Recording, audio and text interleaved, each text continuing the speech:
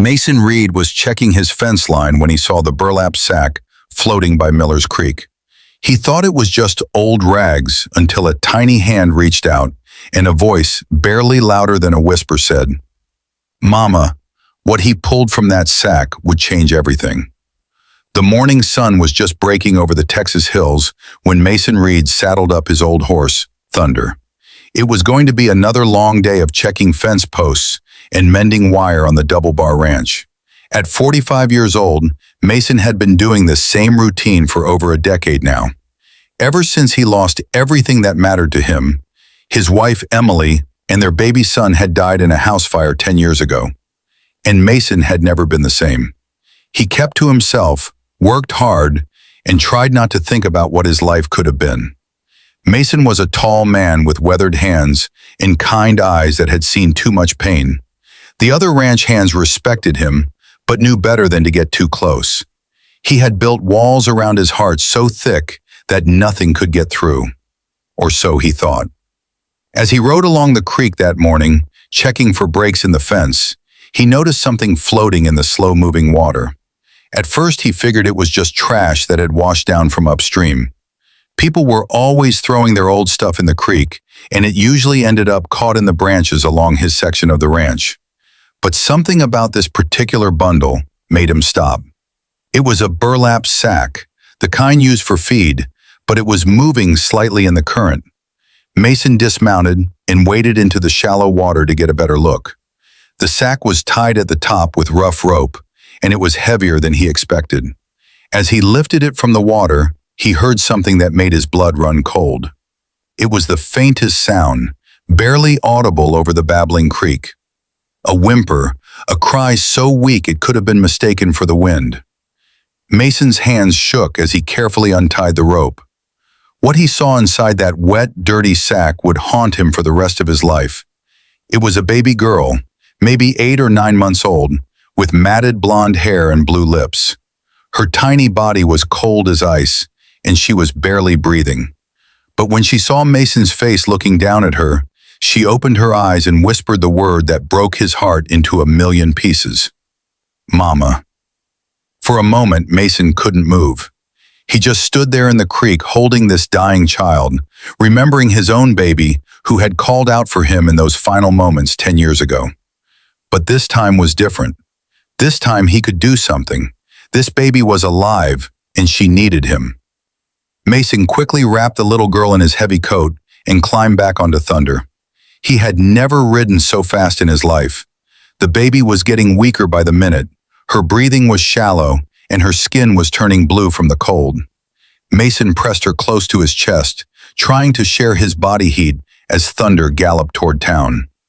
"Hold on, little one," he whispered. "Just hold on." The baby's tiny fingers gripped his shirt, and she looked up at him with eyes that seemed far too old for such a small face. She was fighting to stay alive, and Mason was going to make sure she won that fight. As they rode into town, Mason's mind was racing. Who could do such a thing to an innocent child? What kind of monster puts a baby in a sack and throws her in a creek to die? But there would be time for those questions later. Right now, the only thing that mattered was getting this little girl to Dr. Michael Stone's office. Mason had never been much of a praying man, but he found himself begging God to let them make it in time. The baby's eyes fluttered closed just as Mason reached Main Street. For a terrifying moment, he thought he was too late. But then she took another breath, and her little hand tightened around his finger. She was still fighting. Mason kicked Thunder's sides one more time and raced toward the doctor's office at the end of the street. People stopped what they were doing to stare at the wild-looking cowboy racing through town with something bundled in his coat. But Mason didn't care about anything except the precious life in his arms. Dr. Stone's office sat on the corner of Main and Church Street, a small white building with a red cross painted on the door. Mason had only been there once before, when he gotten kicked by a horse and needed stitches. He never liked doctors much, but Dr. Stone had a reputation for being good with children. Mason prayed that reputation was true as he slid down from Thunder's back and ran toward the door. The baby was so still now that Mason had to put his ear close to her mouth to make sure she was still breathing. Her breath was warm against his cheek, and he felt a surge of hope. She was alive. She was going to make it. She had to make it. Because in the space of 20 minutes, this abandoned child had already begun to heal something in Mason's broken heart that he thought was dead forever. As Mason burst through Dr. Stone's door with a dying child, he had no idea that this moment would put him on a collision course with the most powerful family in town, and a secret that could destroy them all. Dr. Michael Stone looked up from his morning coffee when Mason Reed burst through his office door like a man possessed. The cowboy's face was pale as winter frost, and he was clutching something wrapped in his coat like his life depended on it. "Doc, you gotta help," Mason gasped, his chest heaving from the hard ride into town. "I found her in the creek. She's barely breathing." Dr. Stone had been practicing medicine in this small Texas town for 20 years, and he'd seen plenty of emergencies. But when Mason unwrapped that tiny bundle and revealed the half-dead baby girl, even the experienced doctor felt his stomach drop. The child was blue around the lips, her skin cold as marble, and her breathing so shallow it was barely visible. "Get her on a table, now," Dr. Stone commanded, his gentle bedside manner replaced by urgent professionalism. Mason laid the baby down carefully, his big hands surprisingly tender as he smoothed her matted hair. The little girl's eyes fluttered open for just a moment as she made a soft, whimpering sound that cut straight through both men's hearts. "How long was she in the water?" Dr. Stone asked, already reaching for his stethoscope and warming blankets. Mason shook his head, his voice thick with emotion. "I don't know, document. Could have been minutes or hours. She was tied up in a feed sack and just floating there like garbage." The next hour was the longest of Mason's life. Dr. Stone worked with the focused intensity of a man fighting death itself. He wrapped the baby in heated blankets, checked her temperature, listened to her tiny heart, and carefully examined every inch of her small body for injuries. Mason refused to leave, pacing the small office like a caged animal, jumping at every sound the baby made. "She's hypothermic," Dr. Stone explained as he worked. "Her body temperature is dangerously low, and she's dehydrated. But she's a fighter, I can tell already." It was during this crisis that Grace Harper arrived. The 35-year-old school teacher had been walking past the doctor's office on her way to the general store when she heard the commotion inside. Grace was known throughout town as a kind woman who kept to herself since losing her husband in a mining accident 5 years ago. What most people didn't know was that Grace had also lost a baby daughter to fever, just 6 months old. She'd sworn never to hold another child again. The pain was too deep. "Dr. Stone, is everything all right?" Grace asked, poking her head through the door. When she saw the tiny baby on the examination table, her hand flew to her throat. For a moment, she couldn't breathe. The child looked so small, so helpless, just like her own daughter had been. "Grace, thank goodness," Dr. Stone said without looking up from his patient. "I need your help. This baby needs constant care, and I have other patients to see. You're the only woman in town I trust with something this delicate." Grace wanted to run. Every instinct told her to turn around and walk away before her heart could break all over again. But when the baby opened her eyes and looked directly at her, Grace felt something she thought was dead forever stir in her chest. "What? What happened to her?" she asked, stepping closer despite her fear. Mason spoke up from his corner, his voice rough with anger. "Someone put her in a sack and threw her in Miller's Creek to die. What kind of monster does that to a baby?" Dr. Stone had managed to stabilize the child's temperature, and her breathing was becoming stronger by the hour. "She's going to need round-the-clock care for the next few days," he explained to Grace, "feeding every 2 hours, keeping her warm, watching for any signs of pneumonia or fever. I can't do it alone, and Mason here looks like he hasn't slept in a week." Mason bristled at the suggestion that he couldn't handle it, but one look at his shaking hands told the truth. He was terrified of doing something wrong. Grace found herself nodding before she could stop herself. "I'll help," she whispered, and immediately wondered if she was making the biggest mistake of her life. But when Dr. Stone placed the baby in her arms for the first time, something magical happened. The child, who had been restless and fussy, immediately calmed down. Her tiny hand wrapped around Grace's finger, and she made a soft, cooing sound that was the most beautiful music Grace had ever heard. Mason watched in amazement as Grace began to hum softly, a lullaby that seemed to come from somewhere deep in her memory. The baby's eyes grew heavy, and for the first time since being pulled from the creek, she smiled. It was just a tiny upturn of her lips, but it was enough to bring tears to both adults' eyes. "She likes you," Mason said softly, and Grace nodded, not trusting her voice to speak. Over the next 3 days, Mason and Grace took turns caring for the baby. Mason learned to change diapers with his clumsy cowboy hands, and Grace showed him how to test the temperature of formula on his wrist. They barely spoke to each other at first, both too afraid of getting too attached to this child who might be taken away at any moment. But gradually, as they watched the baby grow stronger, they began to open up. "I had a daughter once," Grace admitted on the second night as she fed the baby by lamplight. "She would have been about 5 now if she'd lived." Mason nodded, understanding her pain better than most. "I lost a son," he said quietly. "House fire 10 years ago. I thought I'd never want to be around children again, but this little one, she's different." The baby finished her bottle and reached up toward Grace's face, her tiny fingers touching the tears. Grace didn't know she was crying. It was Grace who first called her Hope. "She needs a name," Grace said on the third morning as the baby babbled happily in her makeshift crib. "We can't keep calling her the baby. Look at those eyes. She seemed the worst this world has to offer, but she's still fighting. She's still hoping for better days." Mason smiled, the first real smile anyone had seen from him in years. "Hope," he repeated. "I like that. Hope it is."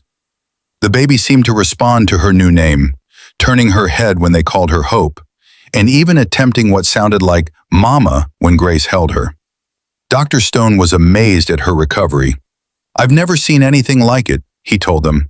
"Yesterday she was a death's door, and now look at her. It's like she knows she's loved, and she was loved more than any of them had expected." Grace had lost her fear of attachment, and Mason had found a purpose he thought was gone forever. Hope had just taken her first solid food in Grace's arms, managing to swallow a few spoonfuls of mashed vegetables without spitting him up. When Sheriff Williams burst through the door with news that made everyone's blood run cold. "Someone's been asking questions about a missing baby," he announced, his face grim. "They're offering a $1,000 reward for information. Whoever abandoned this child, they're looking for her." Sheriff Williams closed the door behind him and pulled up a chair. His weathered face was serious as he looked at Mason, Grace, and little Hope sleeping peacefully in Grace's arms. "I've been doing some digging," he said quietly. "This wasn't an accident. Someone deliberately put that baby in the creek, and now they're trying to cover their tracks." Mason's jaw tightened. What kind of person does that and then comes looking for the evidence? Grace pulled Hope closer, her protective instincts flaring. "They're not getting her back," she whispered fiercely. "I don't care who they are." Sheriff Williams held up his hand. "Now hold on. We don't know who they are yet. All I know is that Mayor Thornton's assistant came by my office yesterday, asking if anyone had found a missing infant. Said it was a family matter that needed to be handled quietly." The mention of Mayor Thornton's name made everyone in the room tense. Richard Thornton was the wealthiest, most powerful man in 3 counties. He owned a bank, the largest ranch, and half the businesses in town. When Thornton wanted something done, it got done. No questions asked. "What did you tell him?" Mason asked. Sheriff Williams shrugged. "I told him I hadn't heard anything about a missing baby. Technically true. Since Hope here wasn't missing, she was abandoned." Over the next few days, word spread through town about Mason and Grace's unusual living arrangement. Some folks thought it was sweet, watching the gruff cowboy learn to be gentle with a baby, while the quiet school teacher came back to life, caring for little Hope. But others whispered behind closed doors about propriety and what it meant for an unmarried man and woman to be raising a child together. Even temporarily, Grace tried to ignore the gossip, but it was hard when women stopped talking whenever she'd walk into the general store. "Let them talk," Mason said one evening as he watched Grace give Hope her bottle. "They don't know what they're talking about." But Grace could see the worry in his eyes. They both knew their arrangement was fragile, built on nothing but love for a child who wasn't legally theirs. It was Maria Gonzalez who finally brought them the truth. The mayor's housemaid had worked for the Thornton family for 15 years, cleaning their big house and keeping their secrets. But this secret was eating her alive. She found Grace at the schoolhouse one afternoon, wringing her hands and speaking in rapid whispers. "I cannot stay quiet anymore," Maria said, tears streaming down her face. "That baby, she belongs to Miss Rebecca, the mayor's daughter." Grace felt her world tilt. Rebecca Thornton was 19 years old, the mayor's pride and joy. She'd been sent away to visit relatives 6 months ago, and no one had seen her since. "Rebecca had a baby?" Grace asked, though the pieces were already falling into place. Maria nodded miserably. "The family, they were so ashamed. A baby with no husband. It would ruin their name. They sent Miss Rebecca away and told everyone she was getting an education back east." The full horror of the situation became clear as Maria continued. "The mayor, he told his daughter the baby died during birth. Miss Rebecca, she cried for weeks thinking her child was dead. But the baby lived. And the mayor, he paid a man to take care of the problem. I heard them talking. They said the baby would be better off dead than growing up with the shame." Mason felt sick to his stomach, so they had Hope thrown in the creek to die. And now they're looking for her because they're afraid someone might connect her to their family. Maria nodded. "The mayor's worried. Too many people asking questions about Miss Rebecca, about where she really went. If people find out about the baby..." Grace looked down at Hope, who was babbling happily and trying to grab at Grace's hair. In just 1 week, this child had become the center of her world. The idea of giving her back to people who had tried to kill her was unthinkable. "They're not taking her," Grace said firmly.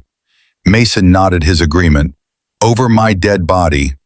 But even as they made their vows to protect Hope, they all knew the truth. When Mayor Thornton wanted something, he usually got it. He had money, power, and influence that reached every corner of their small town. What did they have? Just love.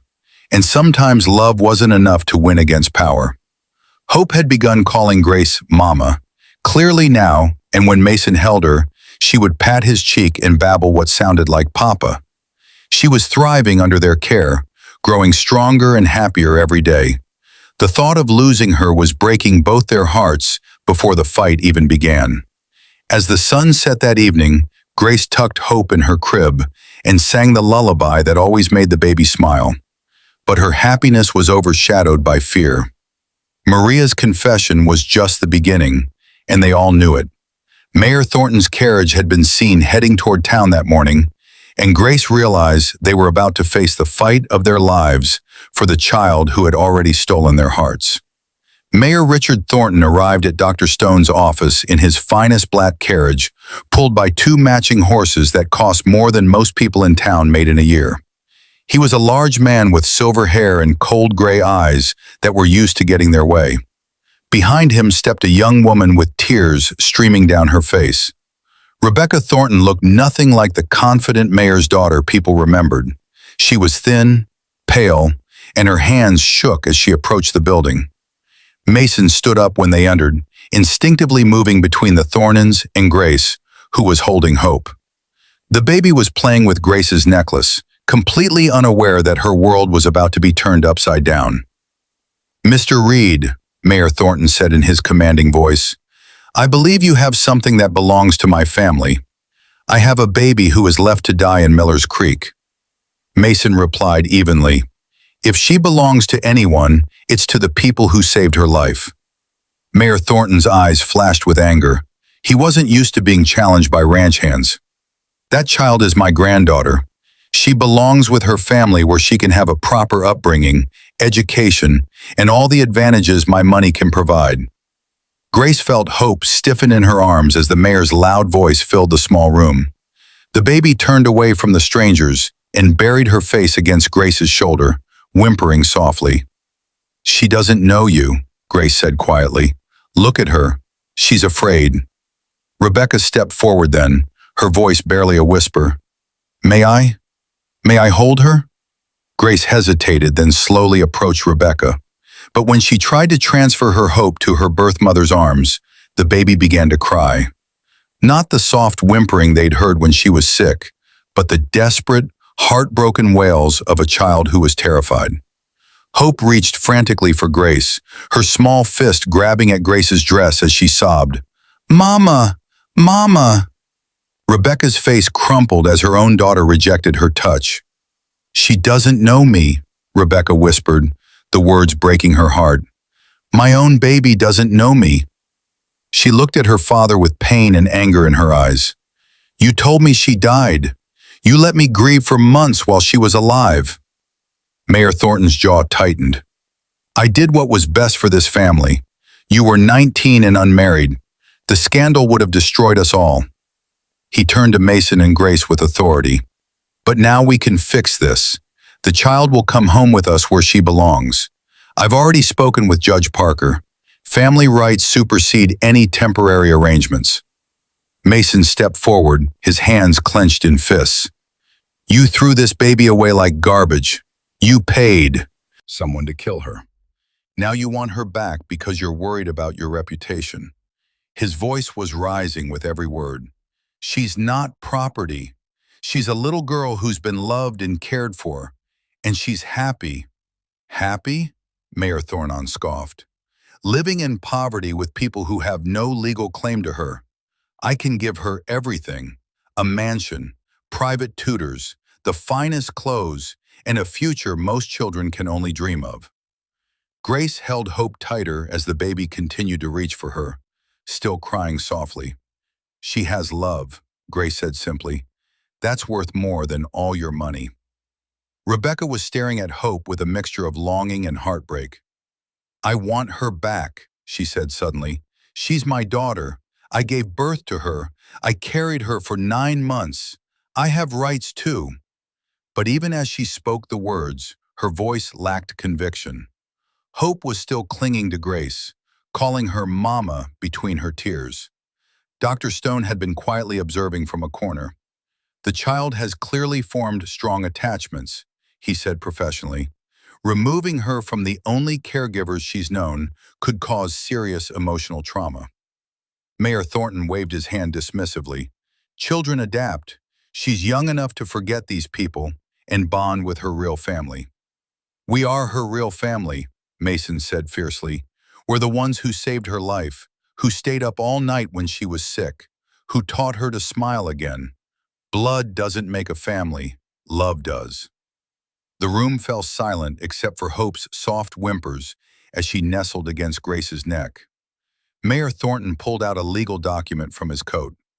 Judge Parker will hear this case in 3 days. I suggest you enjoy what time you have left with the child. He looked at his daughter sternly. Rebecca, we're leaving. You've seen the baby. Now let's go home and prepare for the custody hearing. As the Thorns left, Rebecca turned back one more time. Hope had stopped crying and was looking at her with curious blue eyes. I love you, Rebecca whispered to her daughter, even if you don't know it yet. But as she reached out her hand, Hope turned away and snuggled closer to Grace. That night, as Grace tucked Hope in her crib, the baby was unusually clingy. She didn't want Grace to leave, reaching out whenever Grace tried to step away. It's okay, sweetheart, Grace whispered, smoothing Hope's soft hair. Mama's not going anywhere. But as she said the words, Grace whispered a secret that would change everything.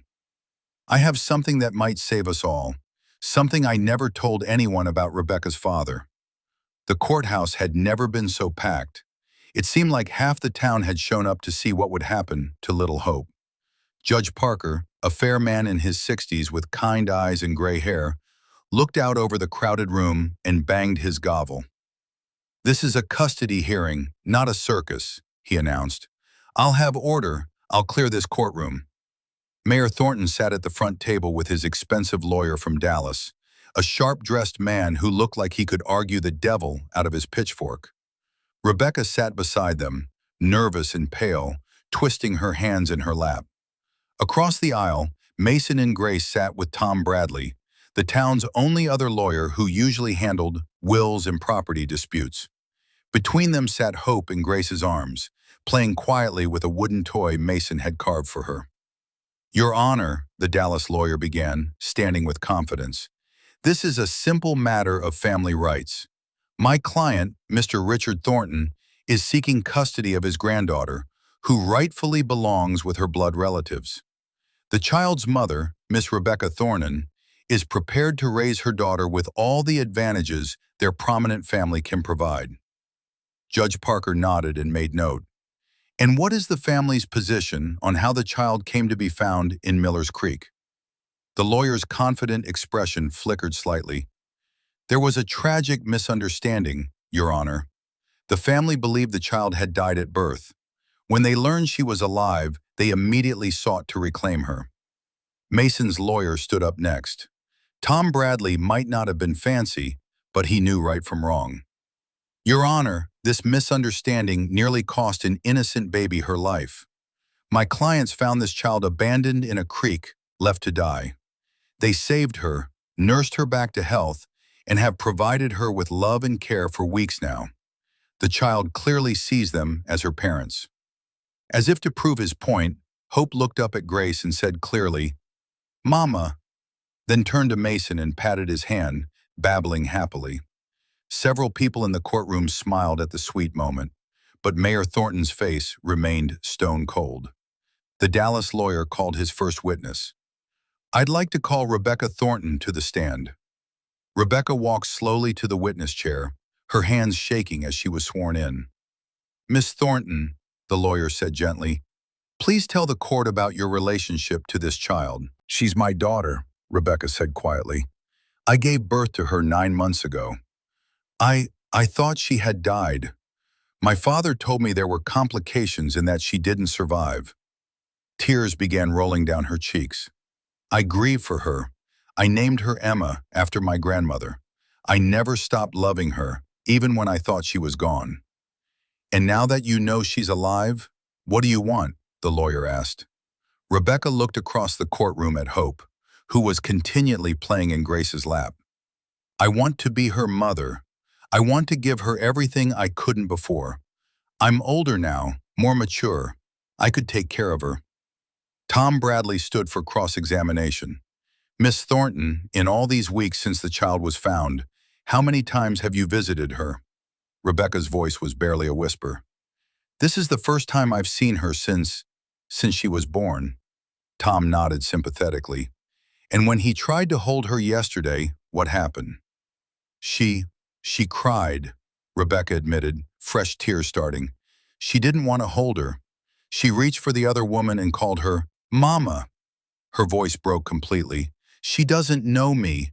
My own daughter doesn't know me." Next, Mason took the stand. His hands were steady as he was sworn in, but his voice was thick with emotion as he spoke. "Your Honor, I know I'm just a ranch hand. I don't have money or fancy education, but I know what it means to love a child. I lost my own son 10 years ago, and I thought that part of my heart was dead forever. Then I found Hope in that creek, barely alive, and everything changed." He looked directly at Judge Parker. "She was dying, sir. Blue lips, couldn't breathe, cold as ice. But she fought to live, and we fought to save her. Grace and I, we've been up with her every night, fed her every meal, taught her to laugh again. She calls me Papa now, and every time she does, it fills a hole in my heart I thought would never heal." The Dallas lawyer tried to shake Mason's testimony. "Mr. Agreed. You have no legal claim to this child, correct?" Mason nodded. "That's right. But love doesn't need papers, sir. Hope knows who her real parents are, and it's not the people who try to kill her." Grace's testimony was the most powerful of all. She spoke about losing her own daughter, about being afraid to love again, and about how hope had brought her back to life. "I teach children every day," she said, "and I've never seen a happier, more secure child than Hope. She's not just surviving, she's thriving. She's learned to walk, to say words, to trust that when she needs someone, we'll be there." Then Grace dropped her bombshell. "Your Honor, I taught Rebecca when she was in school. I know this family. I know why she ran away from home, and it wasn't to get an education." She looked directly at Mayor Thornton. "Rebecca came to me 2 years ago, scared and covered in bruises. Her father had been hitting her, controlling every part of her life. She was afraid to tell anyone because of his power in this town." The courtroom erupted in whispers. Mayor Thornton shot to his feet. "That's a lot," but Rebecca was sobbing, nodding her head. "It's true," she whispered. "He hit me when I told him about the baby. Call me a disgrace to the family name."